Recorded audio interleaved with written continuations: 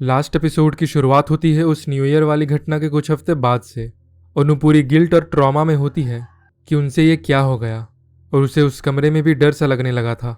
इसलिए अनु हॉस्टल छोड़ने का डिसाइड करती है और ग्रेसी उसे छोड़ने जाती है। पर आधे रास्ते आकर ट्रंक अपने आप ही खुल जाता है और अनु का बैग रोड पर गिर जाता है। तो ग्रेसी जब बैग लेने जाती है तो अनु को बैक मिरर में जीवा की जली हुई बॉडी दिखाई देती है, जिसे देखकर अनु डर कर कार से उतर जाती है और भागने लगती है। ग्रेसी उसे रोकने की कोशिश भी करती है, पर तभी जीवा की आत्मा अनु के ठीक सामने आ जाती है और अनु ट्रक से जाकर टकरा जाती है, जिससे कि उसकी मौत हो जाती है।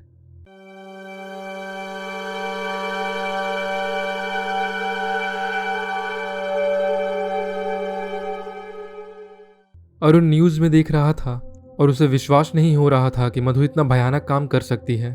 और आज बहुत तेज बारिश भी हो रही होती है, तो लाइट भी चली जाती है और मधु एकदम से उठकर खड़ी हो जाती है। वो पूरी तरह से जीवा के वश में होती है और अरुण को ताने देने लगती है कि उस दिन उसने कुछ नहीं किया, बस उसका रेप होते हुए देखता रहा।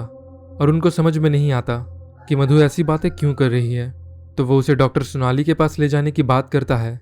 पर मधु कहती है कि उसे सोनाली के पास नहीं जाना, बल्कि हॉस्टल जाना है। यहाँ नोटिस मिलने के बाद सभी हॉस्टल खाली करके जा रहे थे और ग्रेसी भी सारा सामान लोड करवाने में मदद कर रही थी।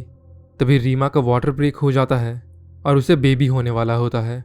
तो लाना जल्दी से सरला को बुला लेती है। वो रीमा को लंबी सांसें लेने को कहती है और कोल्ड कंप्रेस लेने चली जाती है। लेकिन बाहर आने पर वहाँ मधु खड़ी हुई थी, जो सरला पर हमला कर देती है और उसे दीवार पर पटक देती है। आवाज़ सुनकर जब लाना कमरे से बाहर आती है तो मधु उसे भी पकड़ लेती है, पर तभी वहाँ ग्रेसी और गार्ड दोनों आ जाते हैं और मधु को रोकने लगते हैं। मौका देखकर लाना मधु के सर पर जोर से मारती है और उसे बेहोश कर देती है। वो मधु को बेड से बांध देते हैं और ग्रेसी सोनाली को कॉल करने लगती है, पर उसका फ़ोन साइलेंट में होता है। बाद में ग्रेसी सरला को हॉस्पिटल भेज देती है क्योंकि उसे बहुत ज़्यादा चोटें आई थी। उसी समय लाना हकीम को कॉल कर देती है और कहती है कि मधु यहाँ वापस आ गई है, जिसे उन्होंने बेड से बांध दिया है। तो हकीम कहता है कि मधु को पहले वो दवा पिला दे जो उसने उसे दी थी। और लाना जब मधु को वो दवा पिला देती है तो उसके अंदर जीवा भी तड़पने लगता है। मधु को फ्लैशबैक आने लगते हैं, जिसमें वो देखती है कि उसने नकुल को मार दिया है और अपना बदला पूरा कर लिया है।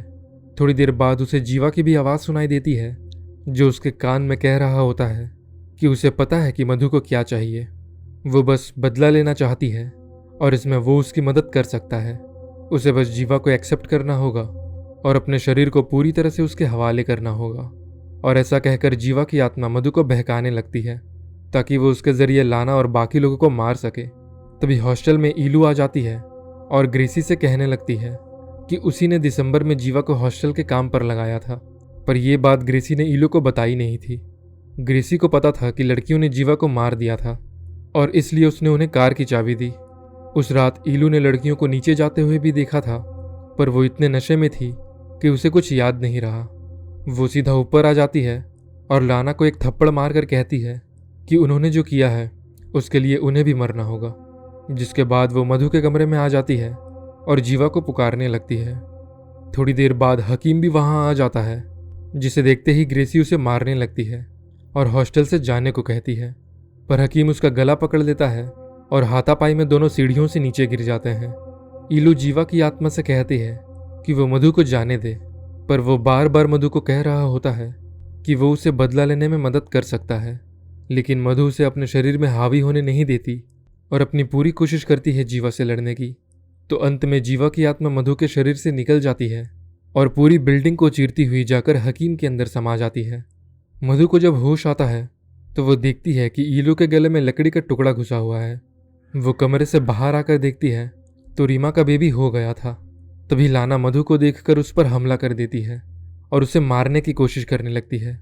लाना को ऐसा लगता है कि जीवा अभी भी मधु के अंदर है, तो मधु उसे बताती है कि वो चला गया है। लेकिन लाना का कहना था कि जब तक मधु इस हॉस्टल में रहेगी जीवा भी रहेगा। तो मधु कहती है कि वो हमेशा के लिए चली जाएगी और यहाँ दोबारा कभी नहीं आएगी। जिसके बाद कोमल को उस पर तरस आने लगता है और वो लाना को उसे छोड़ देने को कहती है। पर तभी वहाँ हकीम आ जाता है, जो पूरी तरह से जीवा के वश में होता है।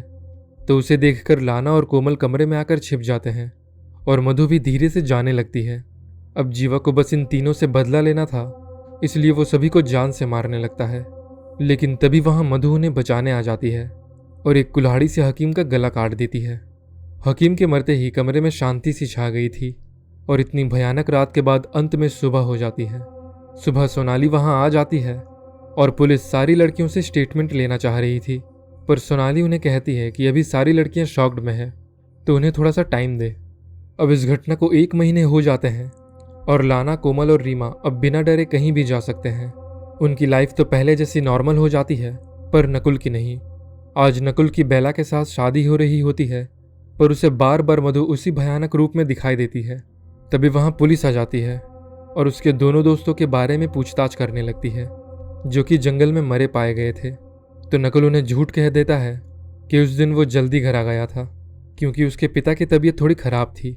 बेला को सब कुछ पता होता है, पर वो मधु की वजह से अपनी लाइफ खराब नहीं करना चाहती थी, इसलिए वो पुलिस को बताने लगती है कि मधु नकुल के पीछे हाथ धोकर पड़ गई थी और उसी ने अपने बॉयफ्रेंड के साथ मिलकर कुछ किया होगा। और तभी नकुल मधु का नाम सुनकर ऊपर आ जाता है और शांति से बैठ जाता है। नकुल को हाइलुसिनेशन होने लगते हैं और उसके ठीक सामने मधु उसी भयानक रूप में आकर उसकी ओर बढ़ने लगती है। बेला अपनी दोस्त के साथ नीचे खड़ी हुई थी, तभी अचानक नकुल अपने कमरे से नीचे गिर जाता है और उसकी मौत हो जाती है। नेक्स्ट सीन में हम मधु को देखते हैं, जो अरुण के साथ हॉस्पिटल में होती है और इविल वे में स्माइल कर रही है। यहाँ व्यूवर्स के लिए 2 एंडिंग को दिखाया गया है।